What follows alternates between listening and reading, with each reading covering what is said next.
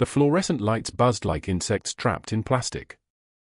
Rachel Torres counted sterile gauze packages under their acrid hum, her hands moving with surgical precision despite the tremor she couldn't quite suppress at 3 in the morning.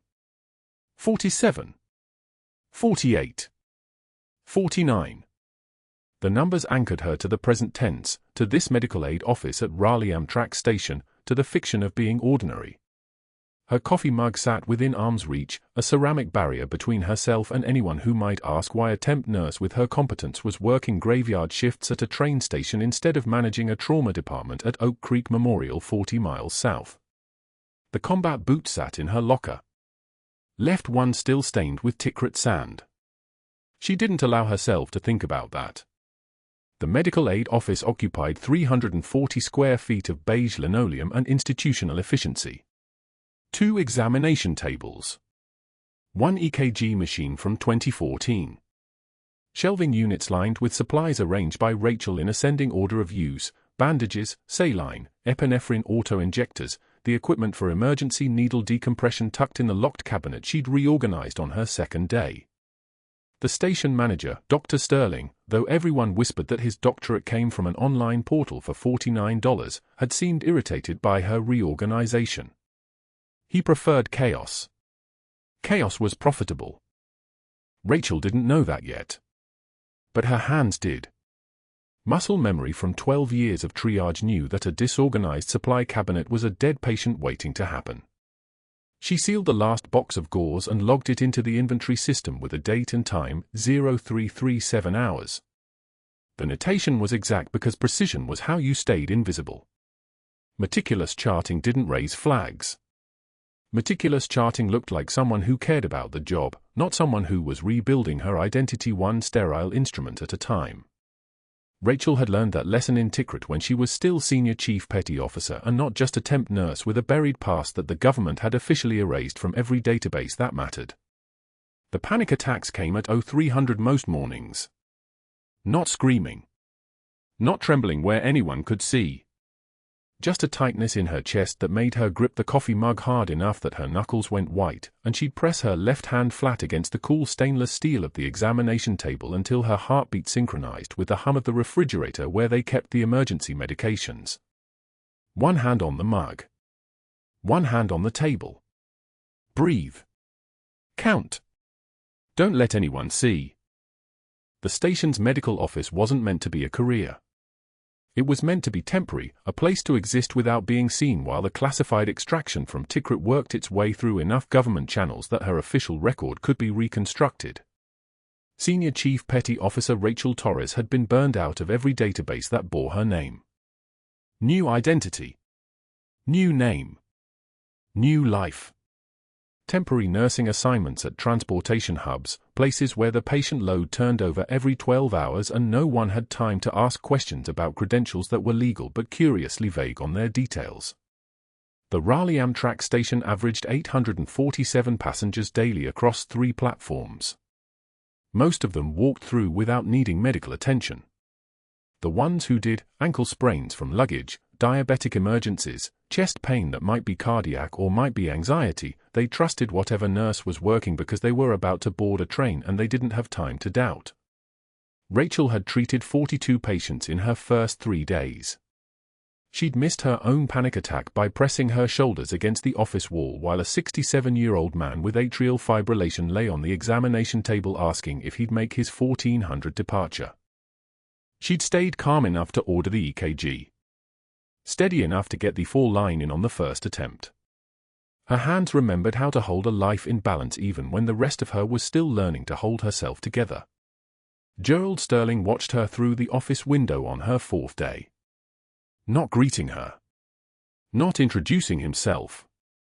Just watching the way her hands moved as she sterilized instruments with a meticulous logic that suggested military training.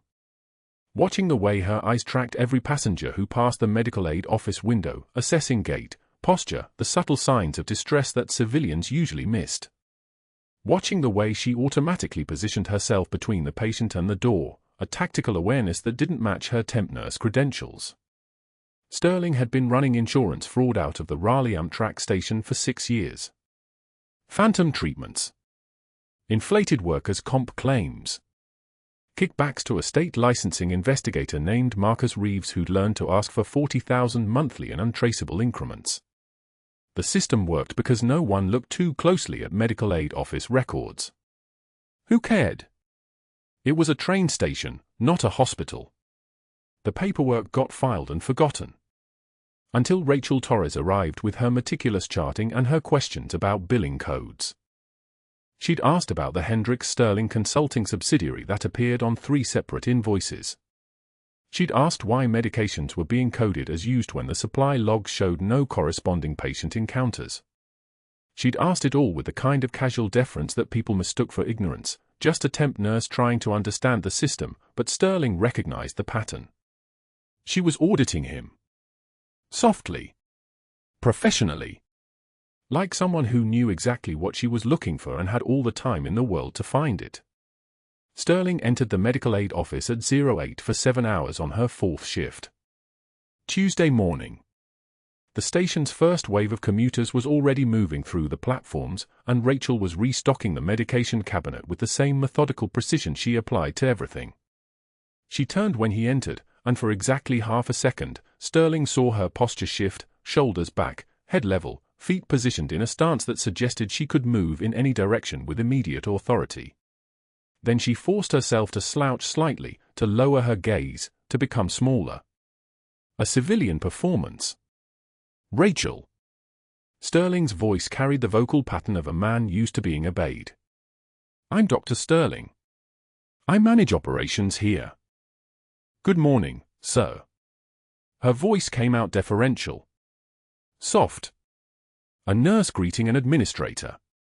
I've been reviewing the supply protocols. I want to make sure I'm following your preferred system. Sterling smiled. This was going to be easier than he'd thought. She was already showing deference. Already framing her presence as secondary. Already positioning herself as grateful for the opportunity to work here. You're doing fine, he said. Though you might be taking the job a little too seriously. It's temporary, right? Just graveyard shifts at a train station. Yes, sir. So don't burn yourself out trying to improve every system you encounter. Some things work the way they work because that's how they've always worked. Rachel nodded, and Sterling felt the satisfaction of establishing dominance. The new hire understood her place. She understood that he was in control of this space, and she was just passing through. Perfect. He turned to leave, then paused at the doorway. Tim Vasquez in security, good guy. I'm grabbing lunch with him in about 20 minutes. I'll probably mention that you seem like a nice person, but maybe a little intense for this kind of work. The kind of person who might decide she's had enough and move on to something more challenging. He paused. Let that sink in. $20 says you quit by Friday. He said it like a joke. Like something he'd mentioned casually over a sandwich. But Rachel understood the threat embedded in the words. The accusation that she couldn't handle the work. The prediction of her failure. The social establishment of narrative, she would quit, and he would win the bet, and everyone at the station would know that Dr. Sterling had called it correctly. Rachel continued restocking the medication cabinet. One hand steady. One hand steady. I appreciate the opportunity, she said quietly. I'm looking forward to the work. Sterling left. Rachel heard him in the hallway, his voice carrying toward the security office. Heard the laugh that Tim Vasquez made in response to whatever Sterling had said about her. Heard the cadence of 2 men establishing a shared understanding, the temp nurse would be gone by Friday. She didn't react. Didn't tense. Didn't let her heartbeat accelerate where anyone could measure it. Instead, she closed the medication cabinet and locked it, then checked the supply logs against the actual inventory. Everything was accounted for. Everything was in order. Everything documented with meticulous precision that would, eventually, create a forensic record of what Dr. Gerald Sterling had been doing to the Raleigh Amtrak station's medical budget. But that wasn't what made her breath catch at 0900 when she pulled up today's patient monitoring assignments. Captain Marcus Torres. Army Ranger. Cardiac condition. Transit assignment through Raleigh, departing 1,600 hours on an eastbound connection to Fort Liberty. Her son's commanding officer. The man who'd led 18 Rangers, including her son, through the Sanjin Valley in Helmand Province. The man who'd written her a classified letter after the extraction in Tikrit, words she'd never been supposed to read, confirming that 3 Rangers had made it out because of her actions on that building's 3rd floor. Muscle memory took over. Rachel pulled his medical file and reviewed the cardiac history. Stress-induced arrhythmia. Previous episodes triggered by sustained operational tension. Prognosis stable with monitoring.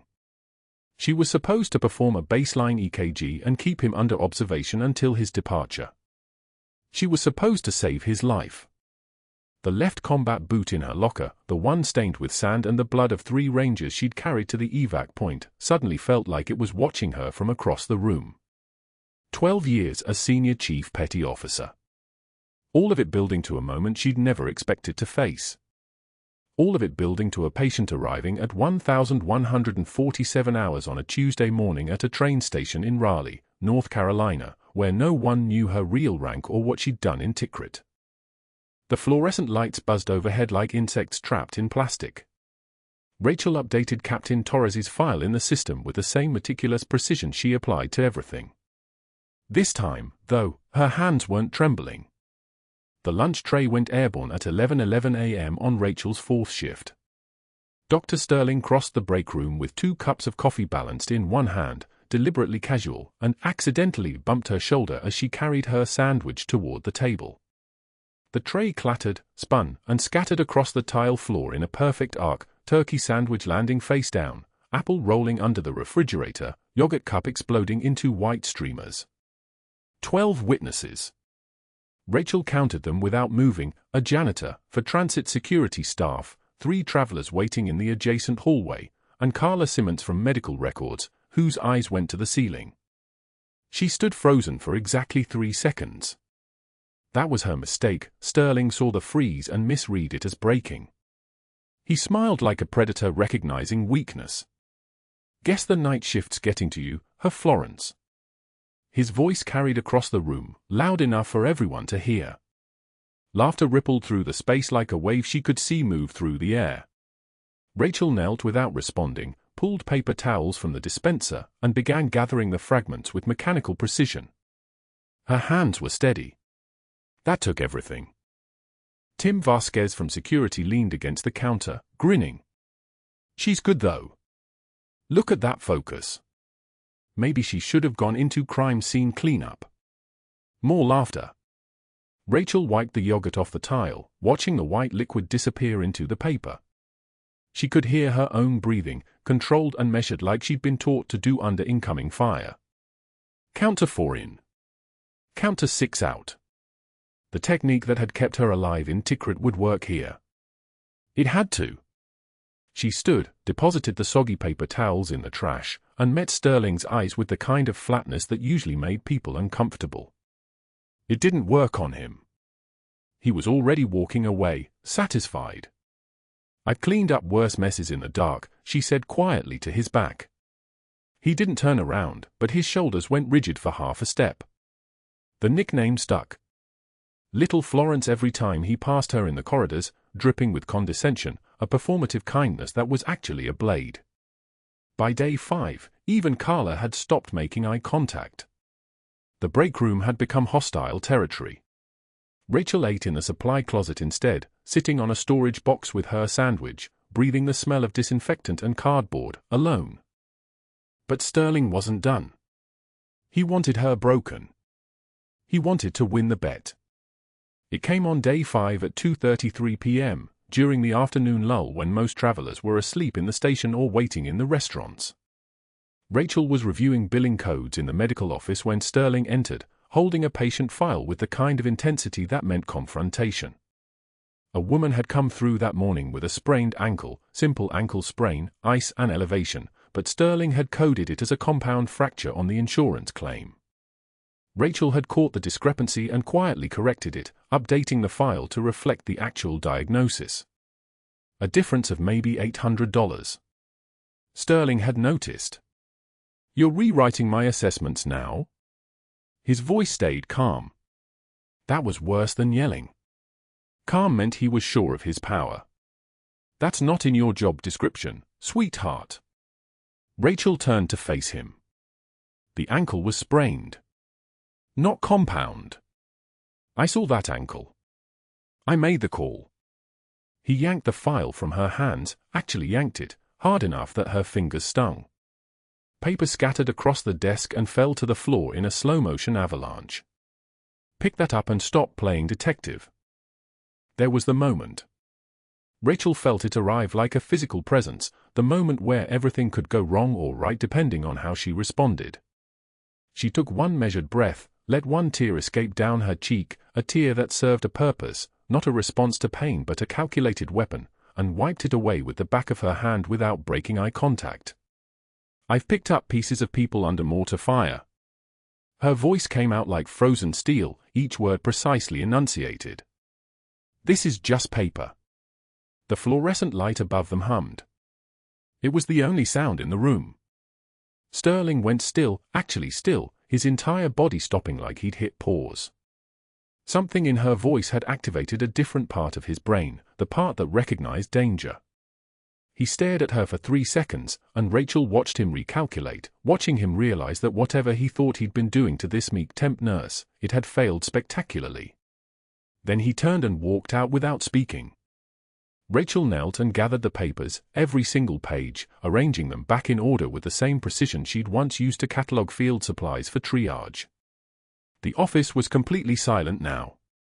She could hear the ventilation system breathing, the distant announcement of a train departing for Charlotte, someone rolling luggage across tile floors 2 corridors over. She assembled the file and placed it on Sterling's desk, spine aligned with the edge, everything perfect. But everything was breaking. She could feel it happening, the machinery of institutional power grinding into motion above her head.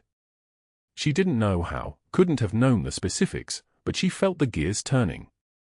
That evening, after her shift ended, Sterling had already made his calls. Regional Director Patricia Yount at the district office received a worried conversation about emotional instability and concerning behavior patterns.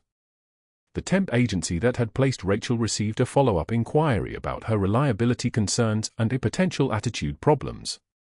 The state licensing investigator who'd been cultivated over years of subtle insurance kickbacks received a text that simply said, "Might have someone for you to look at." Raleigh Amtrak Station. Torres is the nurse's name. Week or 2. But those gears were still turning invisibly. Rachel didn't know about any of it yet. She knew about Captain Marcus Torres, though. She knew that name in a way that made her stomach tight. On day 3 of her assignment, Rachel had pulled his patient file for the routine cardiac monitoring that was apparently part of his travel schedule, some kind of preventative screening, unremarkable notation, followed him from military medical records. She'd read the name and gone very still. Captain Marcus Torres. 3rd Battalion, 5th Marines. Dark Horse Company. The officer her son had written home about, the one who'd kept him alive through the worst of Kandahar, the one who'd written the commendation letter that was still folded in her locker, sealed in an envelope she couldn't throw away. She'd managed to avoid direct patient contact for 5 days by carefully timing her rotations, having Carla pull his vitals when he came in, writing her notes from observations through the medical office window. It was a miracle of careful movement and timing. And she'd thought, maybe, she could keep it that way for the duration of his stay. Just keep her head down, do her job perfectly, let him move through her station without recognition, without connection, without the weight of her son's safety intersecting with her hidden identity. She should have known better. The universe had other plans. The collapse happened at 1841 hours on Platform 5, during the evening rush when the southbound train was loading passengers. Rachel was exactly 40 yards away, restocking the emergency kit in the medical office alcove, when she heard the shout, not a normal exclamation but the specific sound of someone going down. She looked up through the glass partition and saw the crowd forming, phones already appearing, the compression of bodies that meant something had gone wrong. She moved. Muscle, or something like muscle, something deeper than that, took over. The portable defib went with her in one hand, the emergency kit in the other, and she covered the distance to Platform 5 in less than 20 seconds, already scanning for what she'd find. He was slumped against the station bench in full Army Ranger uniform, and Rachel's breath caught in her throat like a live thing. Tall, scarred in the way only combat veterans carry scars, with the kind of face that had seen things, and stretched across his neck were distended veins standing out like warning signs. His skin had taken on that specific bluish tint of someone whose oxygen saturation was collapsing, and his breathing was shallow, panicked. The chest heaving without getting air where it needed to go. Tension pneumothorax. Air trapped in the pleural space, collapsing the right lung, pushing the heart aside, killing him in real time. "Does anyone have a pocket knife?" Rachel's voice cut through the chaos like a command. A businessman in a suit immediately unfolded a small blade and handed it to her. She ran it under the hand sanitizer from her kit. 30 seconds of sterilization was 30 seconds she had, and time was collapsing, and then forced herself calm the way she'd learned to be calm in the rubble of Tikrit, the way you become when someone's life is the only thing that matters. She exposed his chest, found the ribs with her fingertips, counted down from the clavicle, 2 ribs down, 1 finger breadth medial to the midclavicular line, and made the incision. 1 precise cut. The skin separated and blood welled up, and then she was in with the 14-gauge catheter from her emergency kit, pushing through the fascia, and the moment the needle penetrated the pleural cavity, air hissed out like a tire deflating. The sound of his breathing changed immediately. The panic in his eyes shifted into something else: focus, recognition, awareness. He gasped, pulled in a real breath, and his color began to rise from dead blue back toward something approaching normal. His eyes focused on her face, and Rachel saw the moment recognition hit him. "I know you," he whispered. "Stay quiet, sir. Ambulance is 2 minutes out." Her hands were already starting the secondary assessment, vitals, checking for other injuries, and her voice had fallen into that register that wasn't her civilian voice at all. It was something else. Something that had been waiting, perfectly preserved, for exactly this moment. But 17 phones had recorded the entire procedure. 17 people with cameras, with social media accounts, with a desperate need to share something extraordinary. The video would be on Twitter within 4 minutes. On Facebook within 7. By the time the EMTs arrived and loaded Torres onto the stretcher, the footage was already spreading like a virus through the city's digital infrastructure. A woman in a medical vest performing an emergency procedure on a train platform, her hand steady, her voice commanding, completely unaware that she was about to stop being invisible forever. Rachel walked back to the medical office on legs that felt like they were made of something thinner than bone. The evening light was coming through the windows at that angle that made everything look gold and fragile, and she could see her reflection in the glass, the temp nurse uniform, the practical shoes, the careful hair pulled back, all the careful disguise she'd constructed. When she pushed through the medical office door, Dr. Sterling was waiting.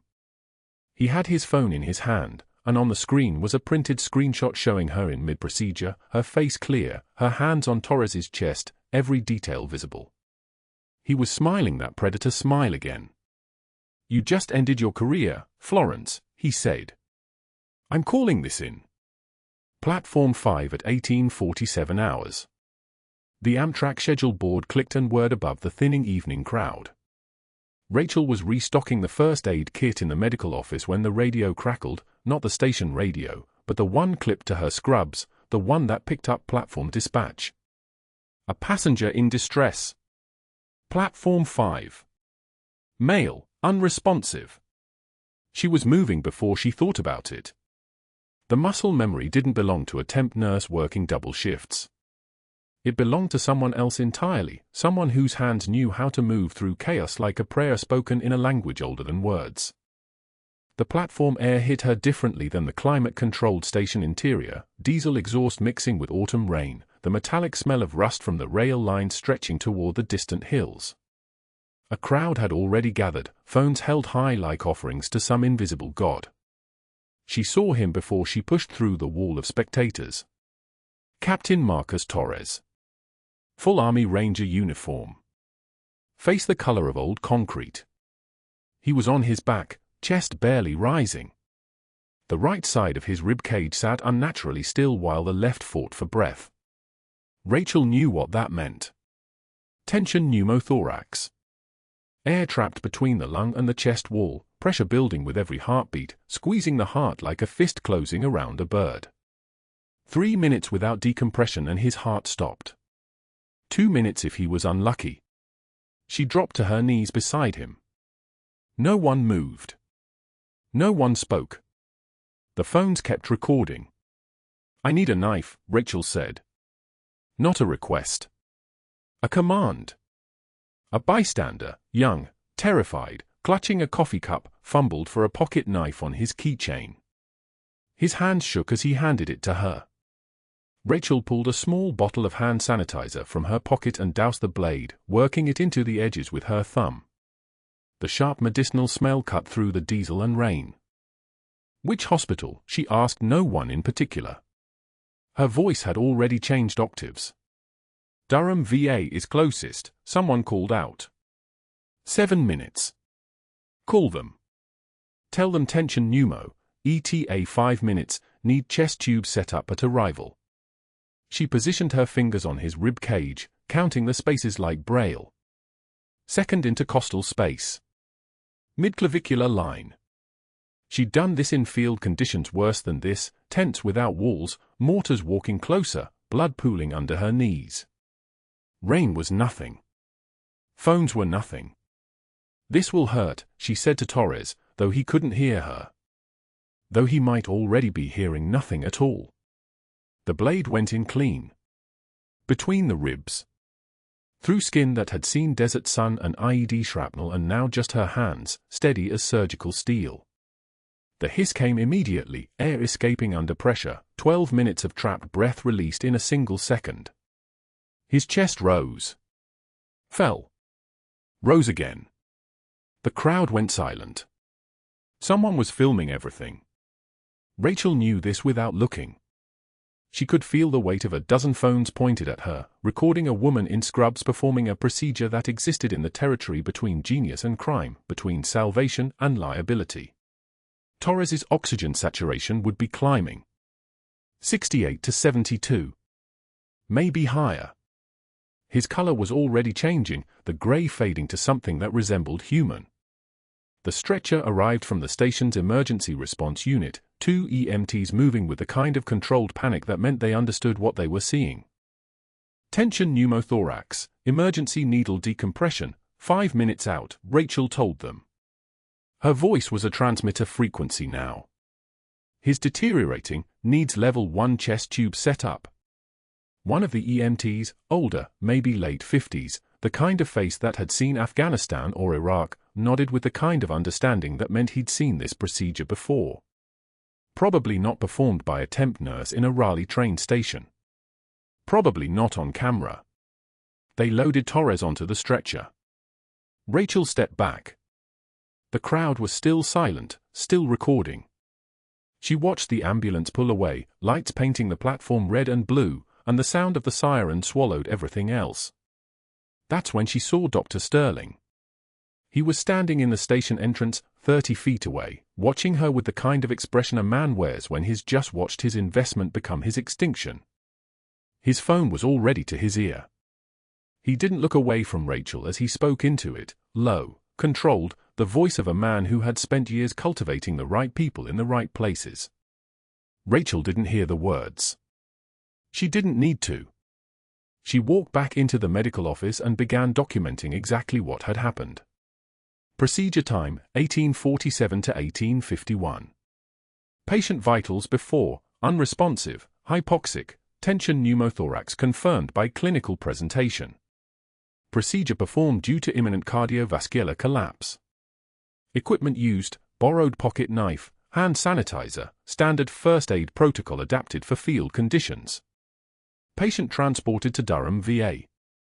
All notes would be meticulous. Everything would be documented. Everything would be perfect. By 1900 hours, her phone buzzed. An email from her temp agency. The subject line read, "Immediate suspension pending investigation." She read it 3 times. Her hands didn't shake. Not yet. The suspension was effective immediately. Her temporary medical credentials were frozen pending an emergency review by the state licensing investigator, Edward Chen. There would be an investigation hearing in 4 days. She was not to work any shifts until cleared. Rachel sat in the medical office chair and read the email a 4th time. The fluorescent lights buzzed overhead like a swarm of insects trapped inside the ceiling. She could hear the Amtrak announcements in the distance, trains coming and going, carrying people to futures they'd already planned, lives they'd already mapped. Her own map had just been erased. She clocked out at 19:23 hours and walked to her car in the employee lot. The rain had started again, heavier now, hammering the asphalt like applause that would never stop. She sat in the driver's seat with the door open, engine off, reading the email on her phone while water dripped from the edge of the roof onto her shoulder. The panic didn't come as a sudden breaking. It came in waves. First wave, Tikrit, 2009.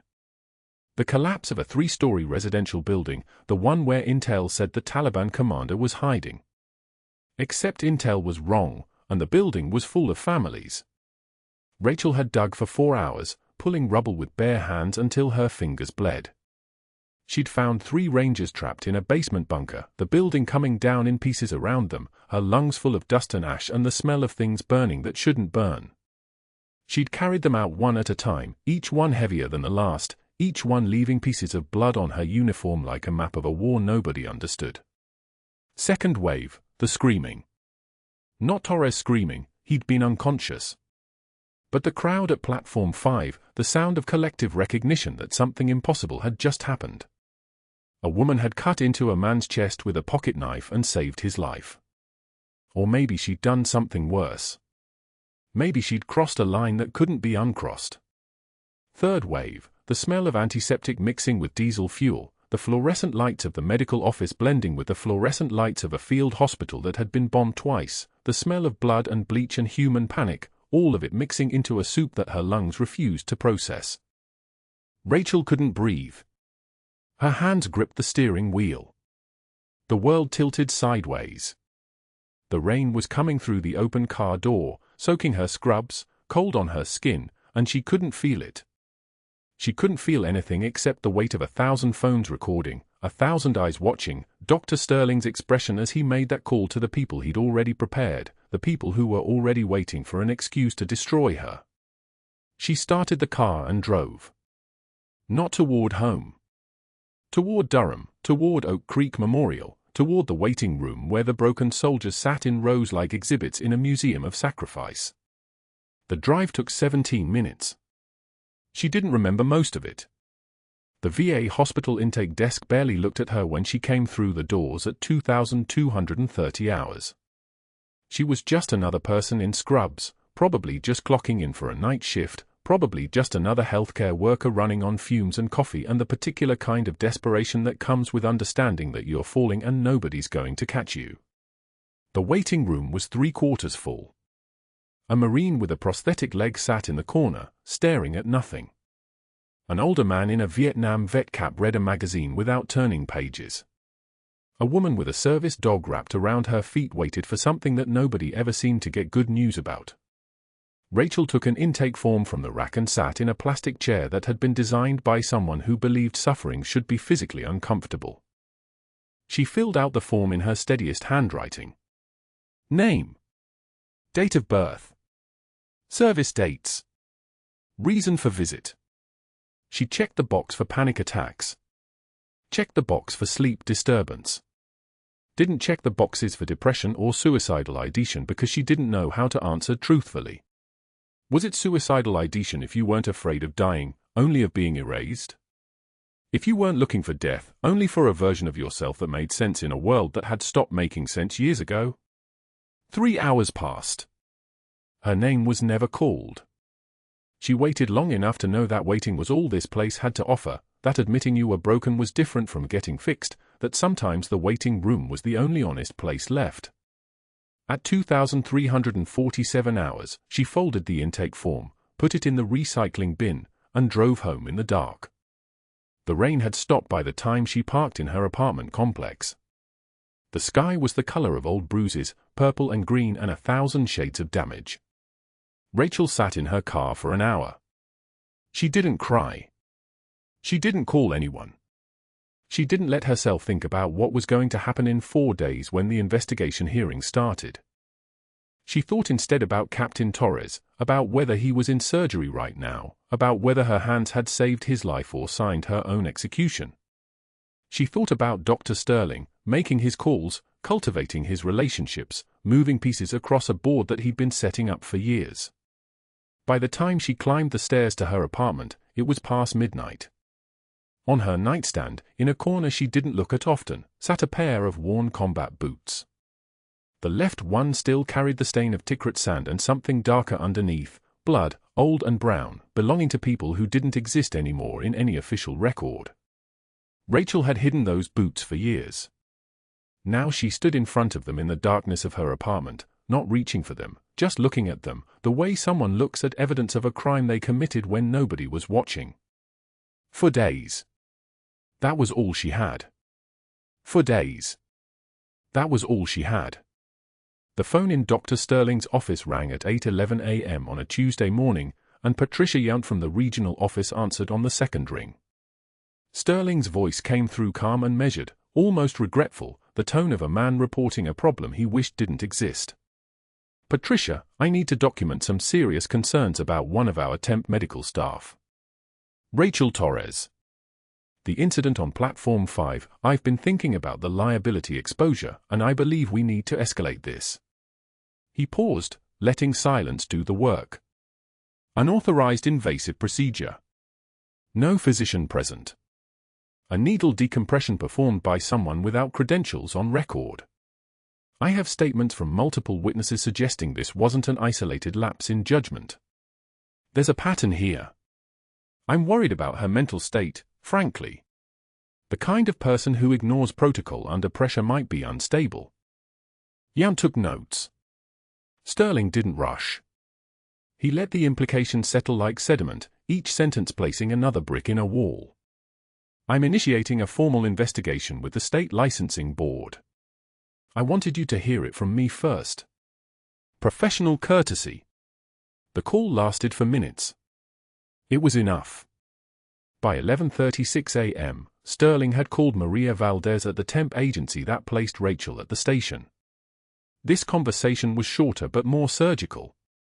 I hate to do this, but you need to know what we're dealing with. Rachel Torres has been involved in some questionable decision-making here. Nothing I can prove yet, but I'm seeing red flags, insubordination, judgment lapses, and most concerning, she seems to have some kind of hero complex that manifests in high-risk situations. He let Maria absorb this. I'm not saying don't work with her again. I'm just saying you might want to pull her references carefully before you place her anywhere else. Medical malpractice is expensive. Maria's voice shifted to professional concern. Sterling hung up knowing the temp agency would add Rachel to their internal watch list, that any future placement would require extra scrutiny, that her reputation, already fragile as a temp without permanent credentials, was now attached to whispers of instability. The real stroke came at 1 p.m. when Sterling's phone showed Edward Chen's name. The state licensing investigator had worked Raleigh for 14 years, and Sterling had cultivated him carefully over that time, a bottle of wine here, a referral there, nothing so obvious as to create a paper trail, just the slow accumulation of favors that made a man amenable to suggestions. Edward, I have a situation that I think needs your attention, Sterling said. A medical professional operating beyond her scope of practice at our facility. I have documentation I'd like to walk you through. Multiple witnesses. And I'm concerned this might be part of a larger pattern we haven't uncovered yet. The meeting was scheduled for Thursday morning. Sterling spent Wednesday preparing printed statements from staff he'd reminded of their own liability exposure, a glossy PowerPoint presentation titled Patient Safety Concerns, a case study, even a written expert opinion from a physician consultant in Chapel Hill, a man who'd reviewed Sterling's insurance coverage and suddenly had time to weigh in on Rachel's competence. Everything legal. Everything deniable. Everything devastating. Rachel didn't know any of this yet. She was sitting in her apartment on Wednesday evening, watching rain streak down the windows, her phone dark and silent, waiting for the station to call her back about her schedule. They hadn't said anything official yet. They wouldn't need to. By the time the investigation was formal, the damage would already be done.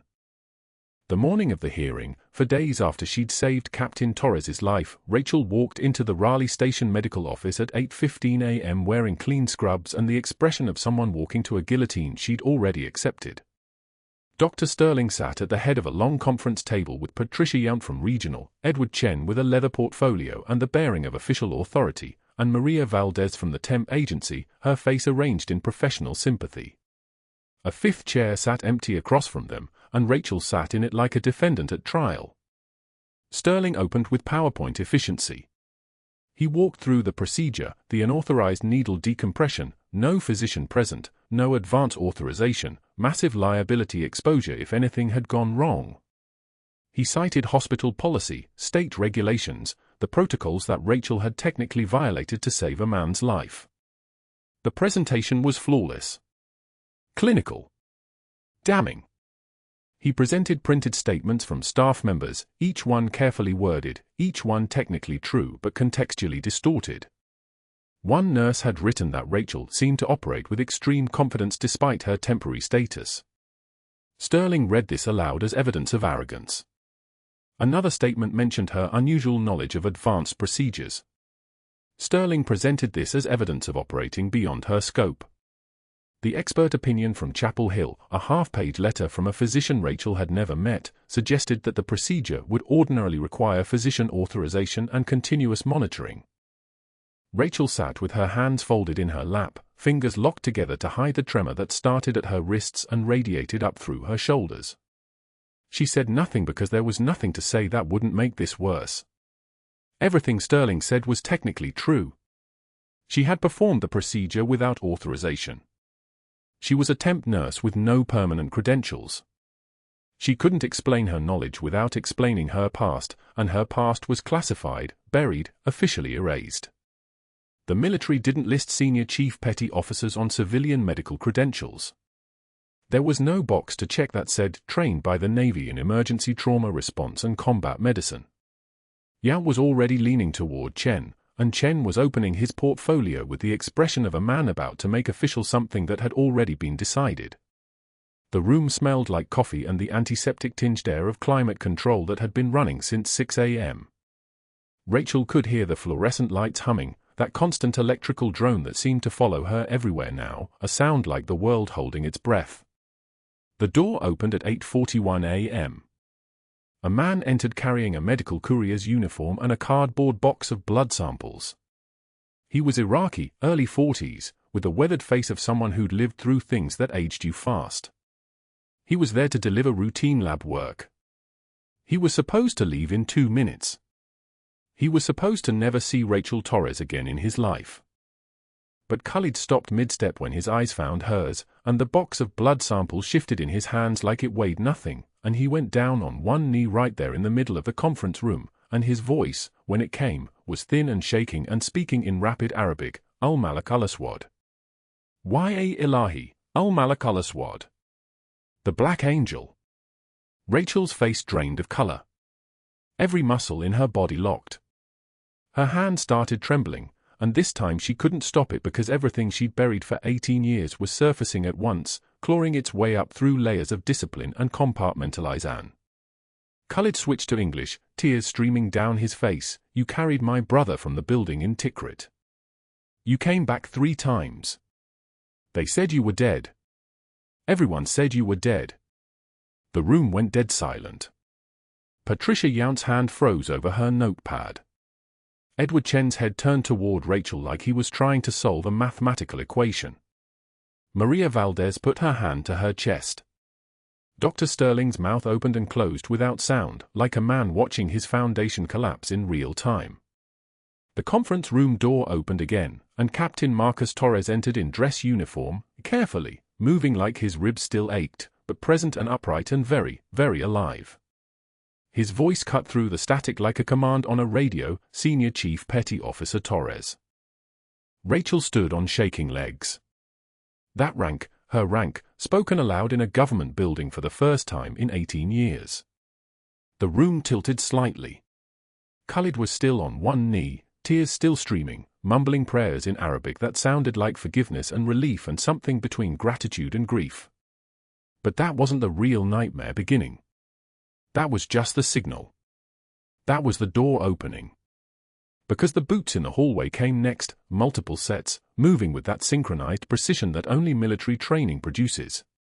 The sound was like a metronome counting down, and then the conference room door opened a second time, and the air in the room seemed to change pressure, seemed to compress, as if the room itself couldn't accommodate what was about to walk in.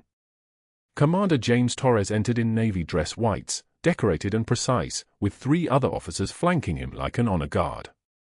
Behind them, an FBI agent in a dark suit. Behind him, a Marine Corps colonel with a document folder pressed against his chest. Sterling tried to stand. This is a closed administrative hearing. Commander Torres didn't even look at him. His eyes were on Rachel, and his voice dropped to Command Steele, Senior Chief Petty Officer. Stand.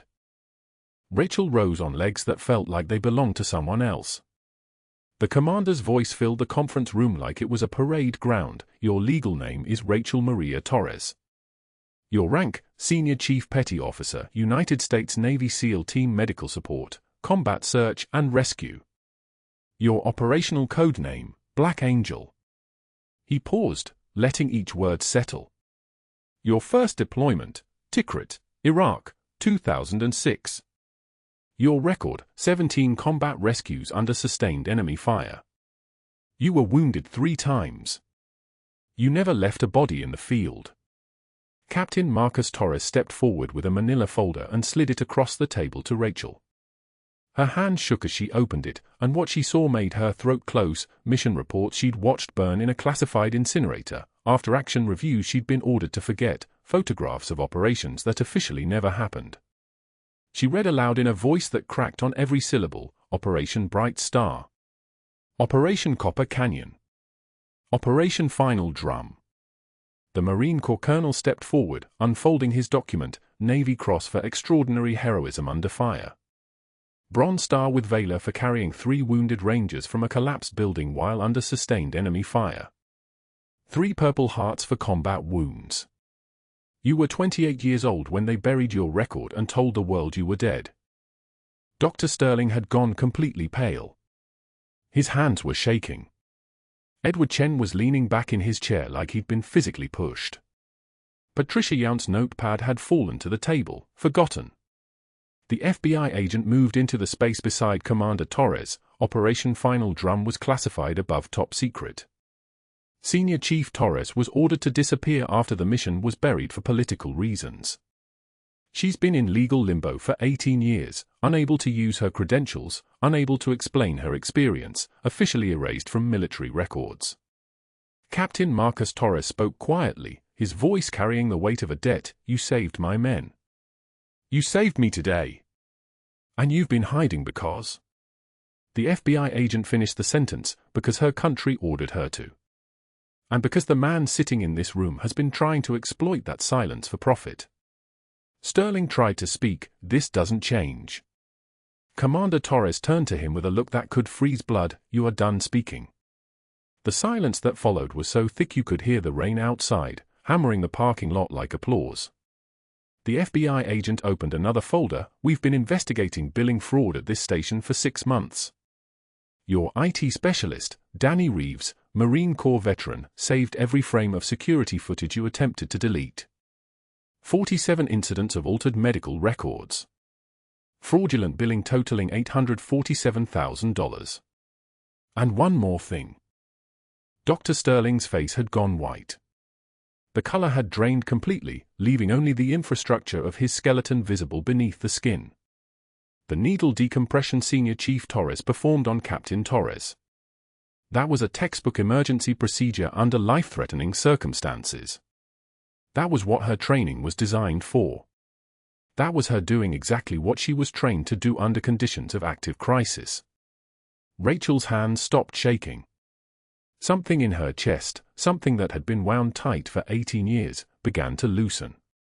Not break. Not yet. But loosen. The investigation hearing convened at 2:15 in the afternoon in Dr. Sterling's office at Raleigh Amtrak, a space that smelled of leather-bound folders and expensive aftershave that couldn't mask the stench of desperation. Patricia Yount sat rigid in the corner chair, her HR portfolio unopened on her lap. Edward Chen adjusted his glasses repeatedly, a man already calculating prison sentences.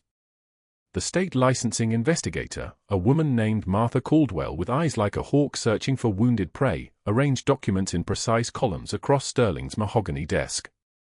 Rachel stood near the window, her hands folded, waiting. The door opened. Khalid al-Rashid entered carrying a cooler of blood samples for the station's monthly inventory audit. He was 38, a former interpreter for the 75th Ranger Regiment, now a certified U.S. citizen working in medical courier services. He took 3 steps into the room and stopped. His eyes found Rachel's face. The cooler slipped from his grip and struck the floor with a sound like a gunshot, vials rolling across the tile. He dropped to his knees, his voice cracking into Arabic then breaking into English, Al-Malik al-Aswad. The Black Angel. You. He couldn't finish. His hands trembled. I watched you carry Sergeant Whitmore through the rubble. Through the fire. I thought you were dead. They told us you were dead. No one moved. The fluorescent lights buzzed overhead, that sound like insects trapped in glass. Patricia Yount's face drained of color. Edward Chen leaned back in his chair as if distance could save him. Martha Caldwell's pen stopped mid-note. Dr. Sterling opened his mouth but no sound emerged. The door opened again. Captain Marcus Torres entered in full-service dress uniform, navy blues crisp as a blade. He walked to the center of the room with the precision of someone who had walked into hostile fire and never flinched. He looked at Rachel for exactly 3 seconds, then turned to address the room with a voice like a tank idling in a garage, low, immense, dangerous in its restraint. Senior Chief Petty Officer Rachel Torres. The title hung in the air like a blade suspended above water. I am Captain Marcus Torres, 75th Ranger Regiment, attached to Joint Task Force Command. 4 days ago, this woman performed an emergency needle decompression for tension pneumothorax using a pocket knife and hand sanitizer while I was in cardiac arrest on Platform 5. She saved my life. He turned to Sterling. While you were cutting her medical budget by 37%. Captain Torres slid a file across the desk. Rachel opened it with steady hands and read aloud. The operations. Fallujah. Sanjan Valley. Helmand Province. Tikrit. The names of soldiers she had carried. The dates. The coordinates. Her voice didn't rise. It didn't crack. She spoke like someone reciting facts that had been burned into her bones so deeply they would never fade. Operation Final Drum. March 18, 2009. 3 Rangers extracted from collapsed administrative building, sustained enemy fire, building was rigged for secondary explosions. All 3 Rangers stabilized and transported to Combat Support Hospital, Ballard Air Base. All 3 survived because of field-level intervention. The silence was so complete you could hear a pen drop. It did. Martha Caldwell's pen fell from her fingers. The door opened a 3rd time. Commander James Torres stepped through in navy dress whites, his shoulder boards catching the fluorescent light like ice-reflecting sun. He was 51, with the bearing of a man who had commanded a carrier group strike force. He walked to Rachel with the deliberation of ritual and stood beside her as he spoke directly to the room. His voice was steady, precise, lethal in its clarity. On behalf of the Department of Defense and the Secretary of the Navy, I am here to formally reinstate Senior Chief Petty Officer Rachel Michelle Torres's service record, currently classified, which includes the following commendations. He paused. 1 breath. 2. Navy Cross for valor beyond the call of duty. Patricia Yount's hands gripped the armrests of her chair. Bronze Star with valor for heroism during combat operations. Edward Chen's face had become the color of old concrete. And 3 Purple Hearts, earned while providing emergency medical intervention to wounded service members under sustained enemy fire. The words fell like ordnance. Precise. Devastating. Irrevocable. Sterling tried to speak. She still performed an unauthorized. The door burst open. FBI agent Sarah Kwan walked in with the kind of presence that made the air pressure change. She was 46, with eyes that had seen the collapse of criminal enterprises. Behind her came Danny Reeves, the IT specialist from the station's basement office, a man so quiet that Sterling probably didn't remember his name. Danny wore a Marine Corps ring on his left hand. Agent Kwan opened a laptop on Sterling's desk. The screen illuminated. Security footage began to play. Sterling at his computer, timestamp 3:06 a.m., 3 days after Rachel arrived. His hands on the keyboard. Deleting incident reports. Altering medical chart timestamps. Changing billing codes. The footage jumped to the parking lot. Sterling handing an envelope to Edward Chen. Cash. Thick. Professional. Bank statements appeared on the screen. $847,000 in fraudulent medical claims over 6 years. Kickback payments documented in wire transfers with Chen's routing numbers. Every single one of those deletions, every altered timestamp, every fabricated patient treatment, Danny said, his voice carrying the measured precision of someone trained in military communications, I have the original files. Server backups. Shadow system I created 3 months ago when I recognized the pattern. He turned to Rachel with a slight nod. I recognized what you were from day one. The way you move. The way you assess. Marines know. He looked back at Sterling. I know predators when I see them. Patricia Yount immediately spoke, her voice shaking. I was only acting on information provided to me. I had no knowledge of the extent. Your email correspondence shows you approved at least 42 of these claims, Agent Kwan said without inflection. Your signature. Your authorization codes. Edward Chen said nothing. His jaw had tightened into a line of pure arithmetic. Sterling's voice rose, desperate now, the strategic competence evaporating like sweat. She still violated protocol. She still performed an unauthorized procedure. She violated the Medical Practices Act. Captain Torres stood. He walked to Sterling with a kind of deliberate movement that came from having cleared rooms of armed combatants. He stood 2 feet away and spoke with quiet intensity that carried more force than shouting, I have 17 years of combat experience, Dr. Sterling. I have seen emergency medical procedures performed in the field under circumstances that would cause most physicians to freeze. I watched her make decisions under pressure that would break most people. She had a pocket knife and hand sanitizer. She saved my life. A pause. 1 breath. And I'm telling you, that was medicine. That was heroism. Commander Torres stepped forward. His voice had the weight of command authority, the kind of voice that moved ships. We have your budget requests from 2019 through 2023, Dr. Sterling. You requested full emergency medical equipment funding. Defib units. Chest tube kits. 14-gauge angiocath needles. Everything you said this station needed. He placed a folder on the desk. You spent that money on office renovations. Mahogany desk. Italian leather chairs. Granite countertops. The temp agency representative, Maria Valdez, reviewed her notes with the expression of someone watching dominoes fall in slow motion. Every complaint filed against Ms. Torres came from your phone or computer, Mr. Sterling. We have the metadata. IP address logs. We have email drafts you never sent because you were afraid of written evidence. She looked up. You called our office 6 times in 4 days. All 6 calls included false accusations about her credentials. All 6 were documented. Dr. Sterling's face crumbled like a building collapsing in controlled demolition. His shoulders collapsed inward. His hands went flat on the desk. Every escape route was closed. Every ally had abandoned him. The quiet woman he had tried to destroy was standing there with tears on her face that she didn't bother to hide anymore, but those tears came with steel in her eyes. The kind of eyes that had seen things most people couldn't imagine and kept moving forward anyway. Agent Kwan placed handcuffs on the desk with the precision of ritual. "We'll continue this downtown, Dr. Sterling. You have the right to remain silent."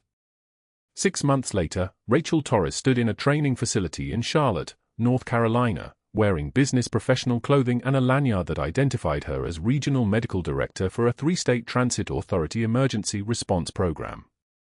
She was lecturing 40 emergency medical responders on crisis intervention protocols, her hands steady as surgical lasers as she demonstrated needle decompression on a phantom torso model. Her voice carried the kind of quiet authority that came from having saved lives in the worst conditions imaginable. On the shelf behind her desk sat the worn combat boots she'd carried in the darkness of her buried past. The left one still bore the stain of Tikrit sand and blood, cleaned but not hidden. A small brass plaque beneath them read, SCPORM Torres, USN, the Black Angel. Gerald Sterling was selling supplemental insurance policies from a folding table outside a strip mall in Durham. No medical credentials. No assistant. Just Sterling and rejection and the slow knowledge that his entire career had been erased by the woman he'd tried to destroy. His fraud conviction had cost him everything. Edward Chen was serving 18 months federal time for corruption. Patricia Yount had taken early retirement. Danny Reeves had been promoted to Regional IT Security Director for the entire Amtrak station network. Captain Marcus Torres visited Rachel's office on a Tuesday afternoon, still in uniform, still carrying the presence of someone who had survived the worst and returned intact. He brought news. His voice was casual but his eyes held weight. "Your son completed his deployment safely. Coming home in 3 weeks." "He doesn't know yet." Rachel asked. "Doesn't know what?" "That his mother is a legend." Rachel smiled. The first genuine smile in years. Not a mask. Not composure held by discipline alone. An actual smile that reached her eyes. Commander Torres arrived for the office dedication ceremony in his dress whites, brought a formal commendation from the Secretary of Defense, and addressed the assembled crowd of emergency responders and station staff. Senior Chief Torres was erased from the record books because her heroism was inconvenient to policymakers. She spent years believing she had to hide her strength. But strength like hers doesn't stay buried. It echoes. It teaches. It saves lives. Rachel gave a brief speech to the transit medical staff, her voice steady and clear as a radio transmission cutting through static. "I learned in Tikrit that courage isn't the absence of fear. It's showing up anyway. Whether you're carrying wounded soldiers or helping a stranger on a train platform, the mission is the same: save the person in front of you." She touched the combat boots on her shelf. No longer hidden. No longer something to be ashamed of. Just evidence that she had survived, that she had mattered, that the quiet person in the room might be the one holding it all together. The afternoon light came through the office windows and caught on her Navy Cross as she trained a young EMT on emergency needle decompression technique, her hand steady and sure, her voice teaching the next generation what it meant to act under pressure. Her son would be home in 3 weeks. Her service would be known. Her story would no longer belong to classified files in a Pentagon basement. Sometimes the bravest warriors carry stethoscopes, not guns. If you've made it this far, you already know the truth. The quiet person next to you might have survived things you couldn't imagine. The person you're about to judge might be a hero in disguise. Hit that subscribe button and turn on notifications, because these are the stories that deserve to be told. Comment below, have you ever discovered that someone you underestimated was actually extraordinary? Let's talk about it. And share this with someone who needs to know that hidden strength eventually finds its way into the light.